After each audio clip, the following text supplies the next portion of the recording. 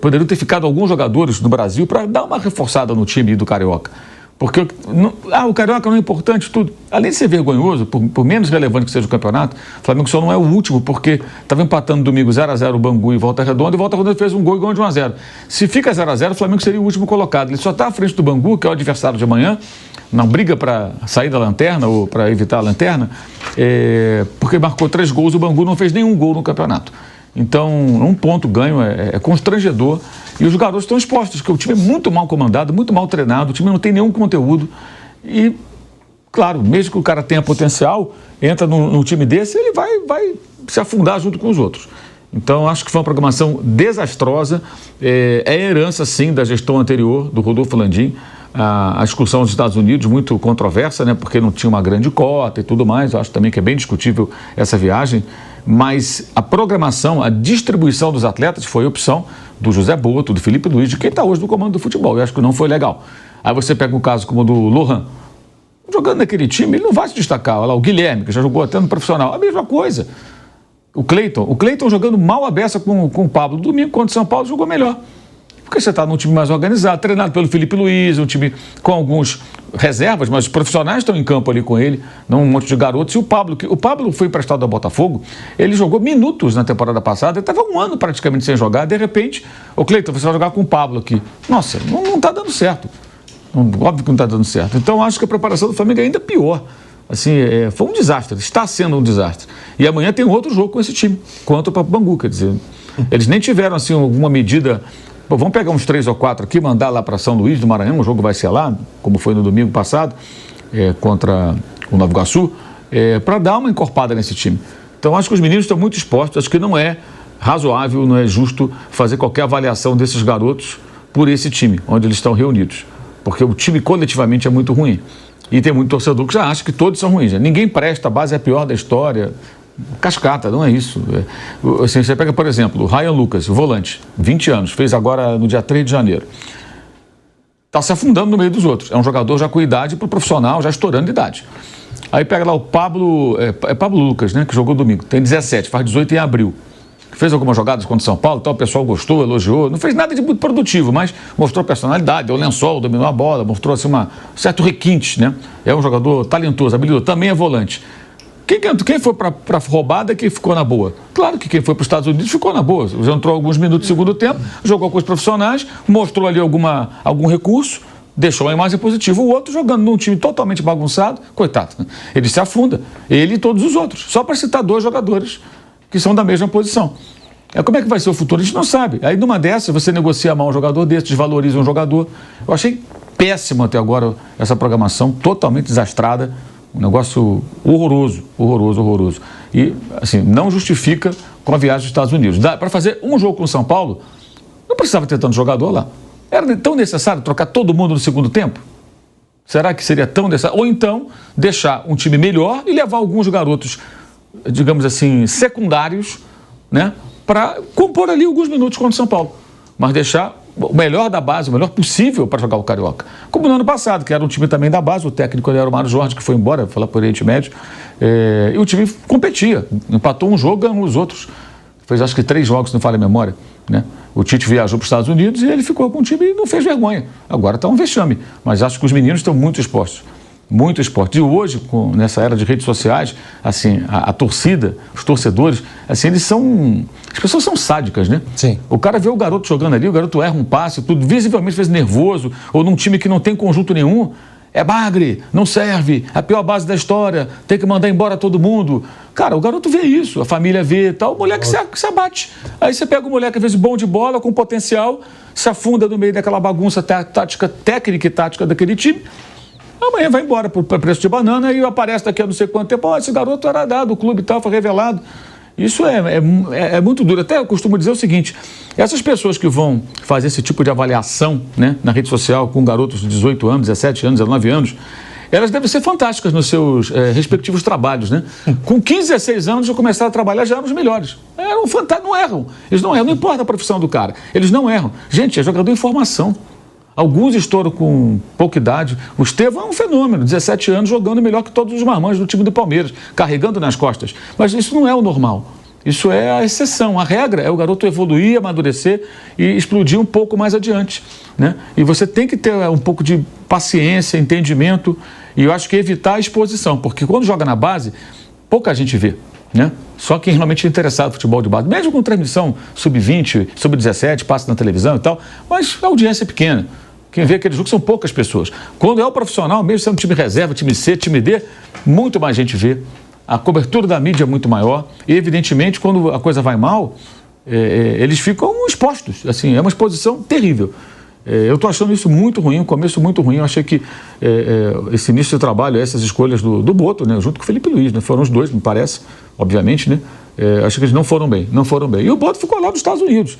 Também acho que ele deveria ter se distribuído um pouquinho, né? Um tempo lá, um tempo acompanhando os garotos. É importante ele estar do lado. Ele é o chefe do futebol, gente. Aí está lá nos Estados Unidos e tal, com o time principal. Aí a garotada com um técnico que se mostra até aqui muito fraco, com todo respeito. O trabalho dele é muito fraco até aqui. Ele é ex-auxiliar do Zé Ricardo, inclusive. Não, vocês se viram aí. Só que o jogo está sendo transmitido para todo mundo e todo mundo está vendo. Amanhã, 7 da noite, é Flamengo e Bangu. Não importa se é o time C ou o time D. Se perder, é a lanterna. Pô, que lindo, hein? Lanterna do campeonato? Carioca? Pô, é dose, hein? 2 derrotas para Boa Vista e Nova Iguaçu, um empate com o Madureira. O Flamengo é o penúltimo colocado do Campeonato Carioca. E a gente tem aqui, o Bangu já, a programação do Flamengo. Como disse o Mauro, amanhã às 19 horas tem o Volta Redonda depois, Sampaio Correia, e aí já tem a final da Supercopa, né? São 3 jogos de Campeonato Carioca até a final da Supercopa do Brasil contra o Botafogo. Fábio Piperno, essa gestão aí do Flamengo, esse planejamento que o Flamengo fez para a temporada 25, pelo menos nesse início de temporada, como disse o Mauro, né? Levou todos os principais jogadores lá para a pré-temporada nos Estados Unidos, também os principais jogadores da base, e deixou um time C aqui completamente à deriva, e não sei se foi realmente adequada essa postura do Flamengo, essa gestão que o Flamengo fez, Piperno. Não dá nem para chamar de planejamento isso. Veja, eu me lembro muito, um exemplo que eu sempre uso para esse tipo de coisa em começo de ano é o de São Paulo 2018. O técnico era o Dorival. Ao começo a temporada, aí o São Paulo resolve que nas primeiras rodadas ia testar a molecada, ia colocar um monte de garotos lá para jogar, porque afinal de contas o time principal ia ficar treinando, né, para fazer uma pré-temporada melhor e tal, e o clube usar esses jogos iniciais até como laboratório, até para observar esses meninos. O centroavante de São Paulo era o Brenner. Aí o São Paulo joga em Sorocaba, perde para o São Bento, aquele lateral direito, o Regis, arrebentou com o jogo e, por coincidência, eu vi o Regis jogando. São Bento de Nilson César e Fausto Savara. Exatamente. Estavam na arquibancada. Estavam na arquibancada. Isso. Inclusive, a torcida. Camisa, todos paramentados. Organizada lá. De azulão. De todos os regatas. Camisa dessa uniformizada é uma regata. Sim, é uma regata. Não existe outra opção de vestuário, é só regata. E era assim. Era um frio. Pois é, em janeiro, pegando aquele bronzeado todo no estádio lá e tal, né? E o Regis eu vi jogando 2 inícios de temporada, por coincidência, as 2 vezes contra o São Paulo. Eu falei, mas como esse cara é bom de bola, como é que pode estar no São Bento, com todo respeito à família César e tal, mas como é que pode estar no São Bento até hoje e tal, né?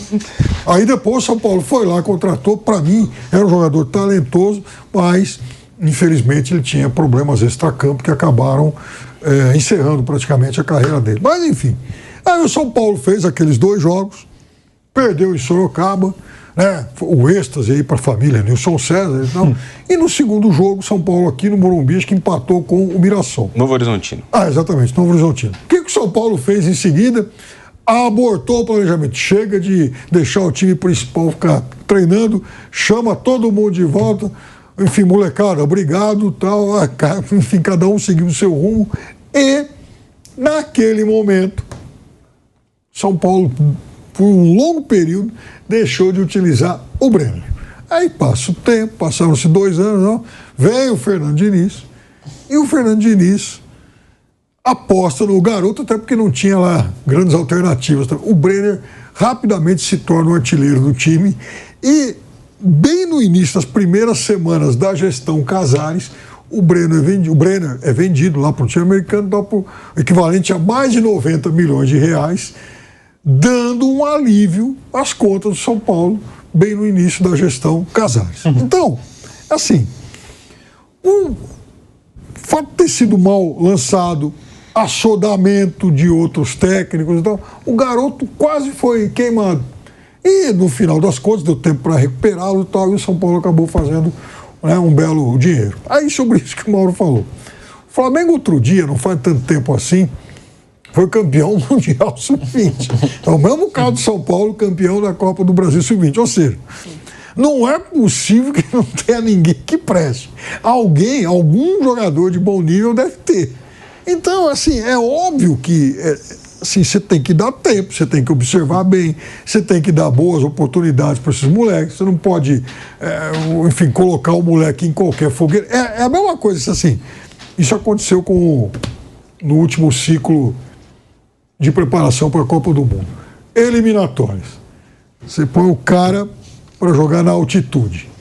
Aí você põe o sujeito que está disputando a posição com ele para jogar aqui no Maracanã, por exemplo. Ora, quem é que vai ter uma chance melhor de mostrar aquilo que é capaz? O que está jogando no Maracanã ou o que está jogando lá na altitude a 3.600 metros? Então, você tem que dar oportunidades iguais, você tem que dar condição para que aquele que está sob observação possa mostrar se tem ou não condição para continuar.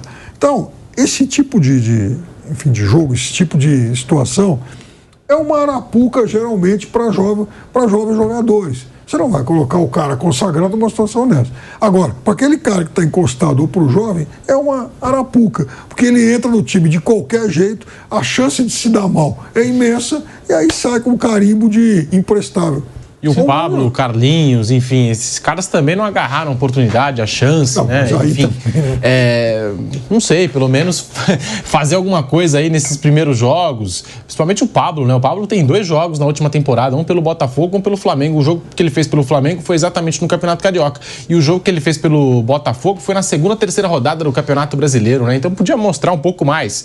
Ô, Raí, e aí entra essa parte de rede social. Não consegue. A gente até passou os números dele aqui, Mauro, acho que desde 2017, o Kaique Lima vai confirmar, desde aquela passagem mesmo pelo Corinthians, que ele é campeão brasileiro, paulista, que ele não consegue ter uma temporada, né? Início, meio e fim. Ele já foi um bom zagueiro, né? 2017. Mas faz tempo, né? Agora ele não consegue mais render. O Paulo Souza foi que pediu a contratação, que trabalhou com ele lá na França, né? E conhecia o jogador, mas não funciona. É aquele jogador assim que você fala, pô, o Pablo, o jogador do Flamengo, tem gente que fala assim, pô, o Pablo ainda tá no Flamengo. Foi emprestado pro Botafogo e nem jogou também. O Pablo tava no elenco do Botafogo. O melhor meme que apareceu outro dia foi o cartaz do filme com a foto dele no lugar dos artistas do filme, com o título do filme, né? Eu ainda estou aqui. Eu ainda estou aqui. E aí, porque as pessoas não lembravam, foi no começo do ano, antes de começar o campeonato, as pessoas não lembravam mais, de repente surgiu isso aí, eu ainda estou aqui, estrelando o Pablo. Aí você vê. Quanto tempo de contrato, mano? Eu acho que até o final desse ano. Acho que é isso. Os clubes ficam um pouco reféns disso também, por falta de inteligência, né? Porque são contratos muito longos, muitas vezes.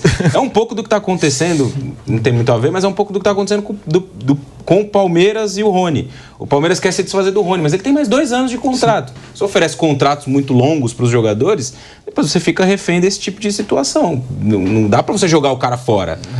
Você pode rescindir e pagar ali o que tem para pagar e tal, mas o caso do Palmeiras eu acho que é um exemplo um pouco parecido com esse na questão do contrato, né? Do contrato muito longo. Todos os jogadores, ou a maioria desses jogadores que são contratados, 4, 5 anos, ninguém vem por 1 ano, 2, para você ver se vai dar certo, se vai funcionar, e aí vai renovando por um período mais curto, mais 1 ano, mais 2, não. O cara chega, 5 anos de contrato, depois você fica refém dessa situação. Esses os mais experientes, e aí os mais jovens, até o Mauro citou, tem essa questão da rede social, né, que é uma ferramenta muito legal, né, é importante, mas ao mesmo tempo existem pessoas ali nas redes sociais que são infalíveis, né, não falham nunca, e aí, né, ficam detonando esses jovens jogadores sem entender o contexto, ficam pegando corte do jogador ali, jogando nas redes sociais, no Twitter, enfim. Pô, e o cara que tá ali em campo muitas vezes não tem culpa, né? Ele foi inserido nesse contexto todo. E o caso do Rony? O Rony, nesse caso que o Raí citou também, mas o Rony tem que sair do Palmeiras, não vai aguentar pressão. Gente, ele tem um contrato de 2 anos e ganhando super bem, e é direito dele, o Palmeiras renovou com ele. Aí você tem... Como se o Rony tivesse algum tipo de culpa. Culpa é quem está pagando o salário, quem decidiu renovar o contrato. Aí você tem que perguntar para cada um aí que critica o seguinte: bom, tudo bem, então você acha que o Rony tem que ir embora que o Rony é um folgado porque não vai embora. Então a pergunta que eu faço para você é o seguinte: você aceitaria um contrato, uma oferta de trabalho para ganhar menos de uma empresa pior? Não. Então, quem é que aceitaria isso? Sem você pensar. chega, ô João Mané, você que está xingando o Rony em rede social, vamos imaginar que você seja bancário, professor, engenheiro, pedreiro e tal. Amanhã depois alguém te faz uma proposta. Ô João Mané, é o seguinte, eu vou te oferecer 30%, 40% a menos para você trabalhar numa empresa pior. Você aceita? E na situação do futebol brasileiro, Piperno, assim, tirando o Flamengo e Palmeiras, que são clubes com saúde financeira, você corre o risco de chegar em algum clube aqui da Série A e ficar sem receber também. Então. Fica ou não recebe salário, ou não recebe direito de imagem. Alguma coisa pode atrasar no meio do caminho. Então o jogador também fica naquela, pô, eu vou trocar essa estabilidade que eu tenho aqui, vou trocar essa estabilidade para correr risco contra o clube brasileiro. O Palmeiras, ele sabe que isso não vai acontecer. A gente fala do Corinthians, o Corinthians devendo aí para jogadores que já passaram pelo clube há anos, né? E ainda não receberam do Corinthians, né? Que entram na justiça. A gente até passou outro dia aqui o Gil e o Renato Augusto, né? Os dois jogaram juntos e entraram juntos na justiça, quase no mesmo dia, né? Para processar o Corinthians. Tem um monte de balanço de clube que acaba virando peça de humor. E eu, honestamente, eu tenho paciência para ler um monte, porque eu acho extremamente divertido. Porque tem aquela coluna lá que eles acabam detalhando as dívidas que as renegociações que eles fizeram com um monte de jogadores. Então, aí você começa a olhar e fala, nossa, mas para esse cara também eles estão devendo. Aquele jogador, né, de nível bem inferior, que o clube contratou 8, 10 anos atrás, mas não conseguiu pagar nem esse tipo de jogador. Uma vez, estava vendo um balanço de São Paulo, não sei se de São Paulo do Corinthians. Aí nessa coluna tinha lá dívidas por São Paulo, tinha dívidas, por exemplo, com o Lenilson, imagine que agora tenha sido quitado isso, com o Jonathan Cafu. Fala, pô, mas São Paulo já deve, olha o nível do jogador, né? Quer dizer, então é óbvio que são contratos mal feitos. O empresário, o jogador, ele está lá para defender os interesses do cliente dele, não é bobo. Alguém chega para mim e fala, pô, você quer ganhar 1 milhão por mês? É claro que eu quero. Então, mas eu não vou chegar e falar, puxa, eu acho que é muito, acho que eu não mereço isso. E muitas vezes o empresário defende o direito dele, né? O interesse dele, até mais do que do jogador. Até mais do que do jogador.